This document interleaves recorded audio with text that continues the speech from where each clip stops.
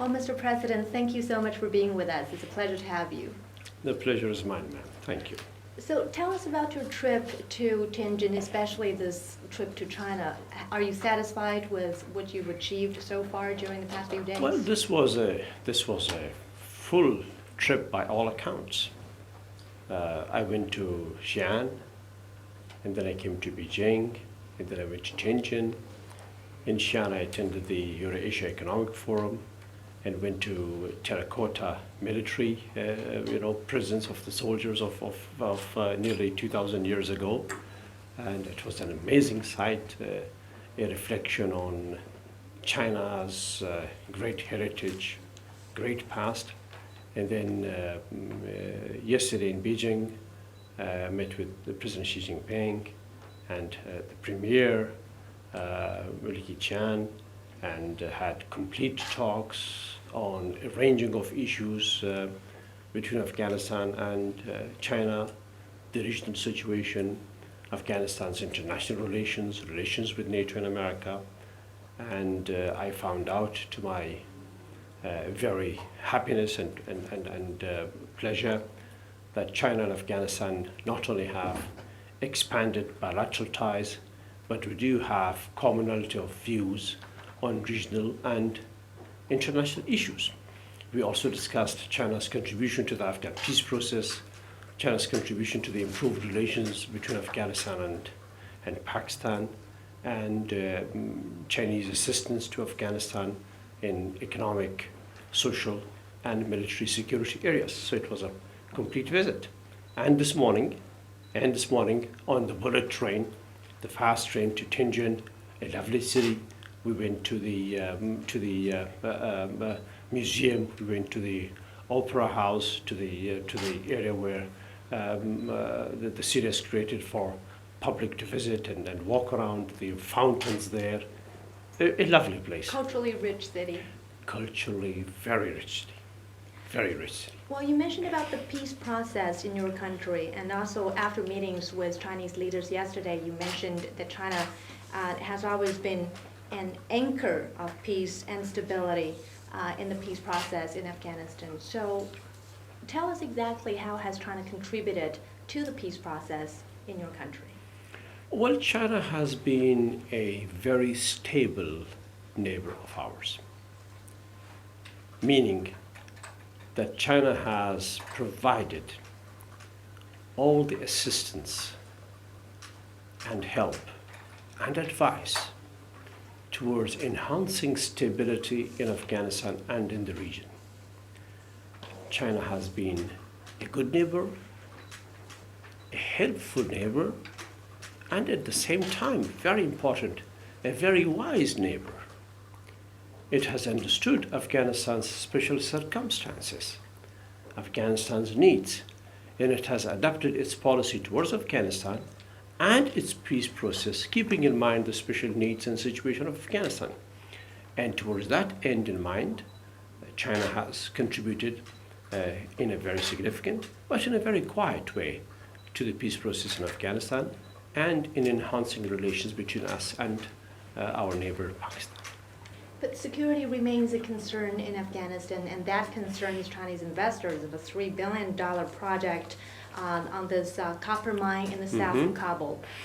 The contract has been signed, however, the work has stopped, putting the much-needed money and jobs on hold. So how is that being addressed during your talks with Chinese leaders? Do we have a timetable as to when the project will resume? Yes. The copper mine is a major project. It's one of the biggest copper mines in the world. And China has invested heavily in this copper mine. It's security plus other issues that China has about the copper mine. There's a cultural, historic site there as well, a very old one that we have to clear out from the area. And we are negotiating with our Chinese counterparts on how soon and how effectively to begin production in that copper mine. So we don't see a major problem there. Right. As we mentioned earlier, that Afghanistan is very rich in terms of natural resources. According to a recent report, that Afghanistan is believed to be sitting on a $1 trillion worth of gold, copper mine, iron ore, and other minerals. So what is lacking here? There's a huge potential, but what is lacking here? Do you think it's security or investment, or do you see this as a chicken or egg situation? Well, the real resource wealth of Afghanistan is, to the conservative estimates that we have, from $1 to $3 trillion.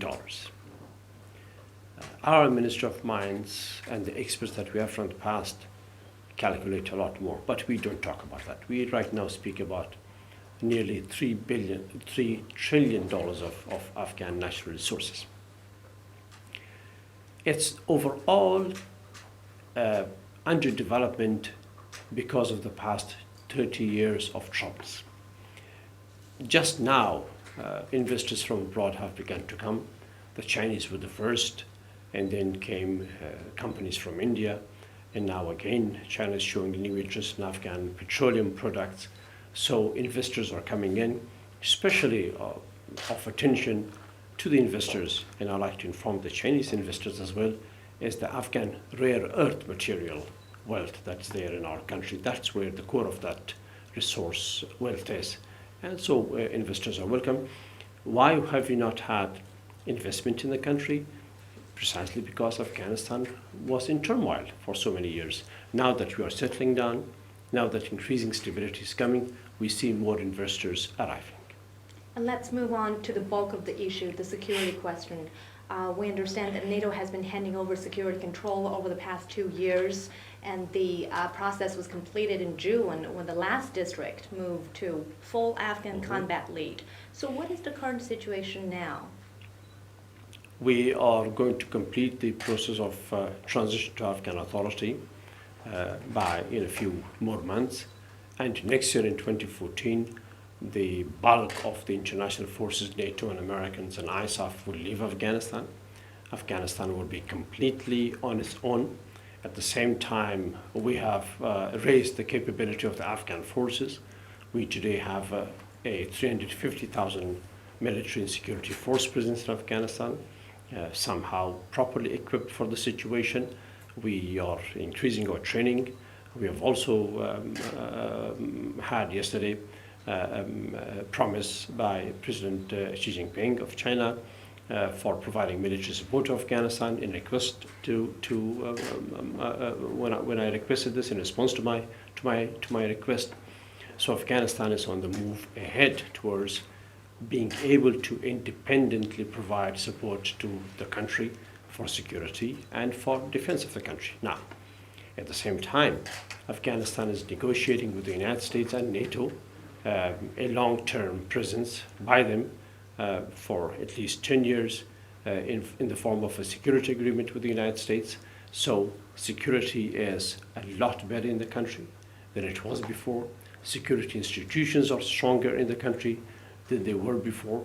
And we are glad in here, especially of particular importance is for the Chinese people to know that the government of China understands our situation and has backed our efforts in this regard and will provide us military and security assistance and training. Well, you mentioned about the military, the security agreements with U.S. and the NATO allowing their prolonged presence in your country. So what do the people of Afghanistan think about these agreements? Well, the Afghan people want to be on their own. They want to have their own soldiers, their own sons and daughters providing security for the country, like any other nation. And Afghanistan is a very proud nation. Afghanistan has never accepted a foreign force in our country before. This time, the Afghans accepted it because of a very particular circumstances. And what do you Terrorism mean by in this Afghanistan. particular presence? Terrorism in Afghanistan, the presence of Al-Qaeda in Afghanistan, the atrocities of the Taliban in Afghanistan. So the Afghan people welcomed the international community because this was a unanimous decision by the international community to provide support to Afghanistan.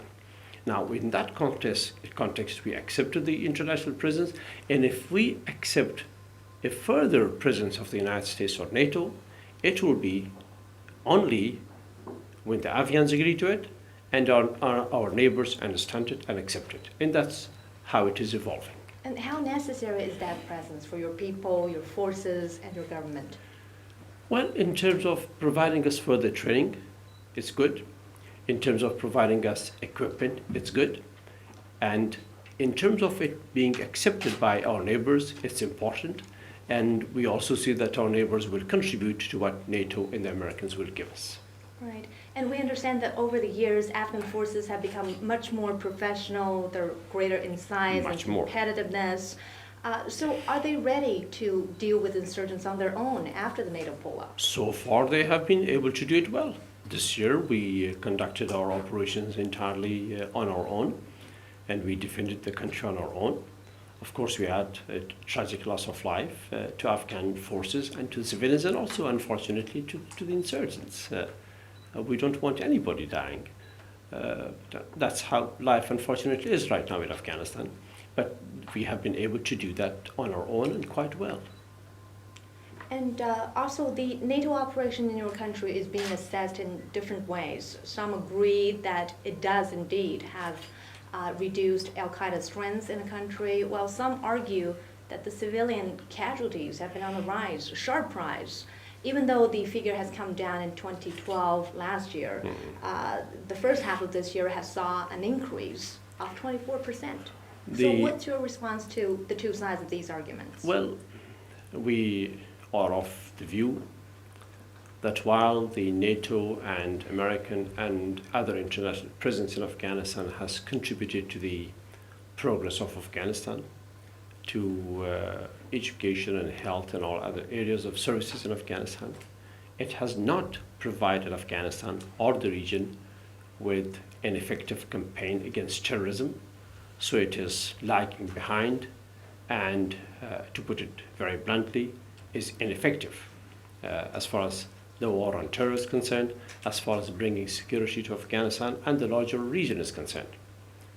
Civilian casualties, and the consequence of that, has been the biggest source of tension between us and NATO and other countries. Is that also the biggest fear for the Afghan people? Definitely it is. This is a daily theme between me and the US forces and NATO countries. We are not against the war on terror. We are not against the campaign against terrorism. But the campaign against terrorism should not be at the cost of civilian lives in Afghanistan. Rather, we believe that fighting terrorism must bring more protection to the Afghan people rather than causing civilian casualties. Now, Mr. President, let's talk about the Taliban. Many observers believe that the peace in Afghanistan will only come if the government negotiates with the Taliban. Do you agree with that? And Absolutely. Tell us what the Taliban is trying to achieve. Are they interested in sharing power or taking power? Well, taking power is impossible for them. Afghanistan has moved forward. There are 8 million children going to school now. At least 34 to 40% of them women, girls. We have now, from only 2 to 3 universities in 2001, nearly 35 universities, and many more private universities and places of higher learning, in which close to 25% are women. Women are in the workforce, women are in the media, women are in the society, women are in the parliament. The economy has moved forward, the country has moved forward, the society has moved forward. The Taliban don't offer anything in that regard. So taking power is neither possible nor good for Afghanistan. As Afghans, of course, they have the right to come and be there in their own country, those who are Afghans. Those who are Afghans have the right to come back to Afghanistan and be part of their country, to contribute to the well-being of the country, to educate their own children, and allow other children to go to school, and be part of the government through the processes that Afghanistan has adopted, through the constitution of Afghanistan. And if they have objections to any part of the Afghan constitution, let them raise that objection, and let the Afghan people decide on whether aspects of the Constitution should be amended or not. Well, many say that year 2014 will mark a year of uncertainty for Afghanistan because we are seeing NATO troops stepping out of the Afghan soil, and at the same time we're going to see the election of a new president leading the country through this transition. So what is your take on this? This negative speculation about 2014 has been mostly driven by the Western media. Mostly driven by the Western media, by the American media in particular. Maybe because they wanted to show us to be in need of them. It didn't work well in Afghanistan. And we have reminded US and European officials that that's not good. There is no fear in Afghanistan after 2014. Afghanistan has been there for thousands of years. Afghanistan will continue to be there for thousands of years. The Afghans have managed their affairs in the past.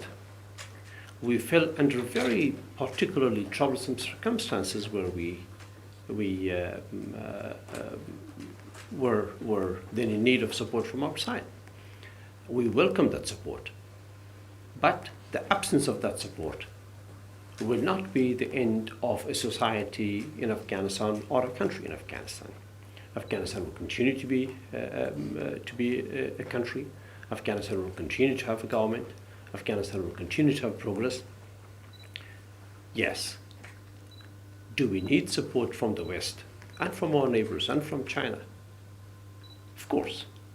Will it be helpful? Of course. Will life be difficult for us without that support? Yes. But that will not be the end of life. So you are certain that there will be that great deal of uncertainty facing Afghans? No, not at all. Not at all. Definitely not. And also, Mr. President, in the beginning of this year, you made some harsh remarks on U.S. troops operating in Afghanistan. What angered you? Did their operation in your country run contrary to the sovereignty? Well, there are issues with civilian casualties, with violation of Afghan sovereignty, with conducting operations in areas where it's not necessary, where the use of firepower not necessary at all. Those were the differences that we had. And I've been talking to the US government and other countries in NATO and ISAF about this. There are now improvements. It's better now. We wish it to be completely over, and we wish it to be completely owned by Afghanistan and its forces. And let's talk a little bit more about Afghan-China relations. The two countries have so many things to work on together, for example, in the fight against terrorism, anti-drug trafficking, and also exportation. So what would you prioritize? In the China-Afghanistan relations? Yes.